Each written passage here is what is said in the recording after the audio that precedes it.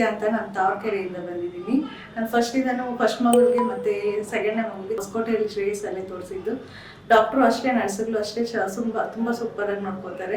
Delivery ಟೈಮಲ್ಲೂ ಅಷ್ಟೇ ಏನು ಒಂದು ಮಾತು ಕೂಡ ಬೈದಿಲ್ಲ, ಏನೂ ಇಲ್ಲ. ನೀಟಾಗಿ ಕಾಂಪ್ರಮೈಸ್ ಮಾಡಿ ನೀಟಾಗಿ ನನಗೆ ಇದು ಮಾಡಿ ನೋಡಿಕೊಂಡ್ರು ಚೆನ್ನಾಗಿ.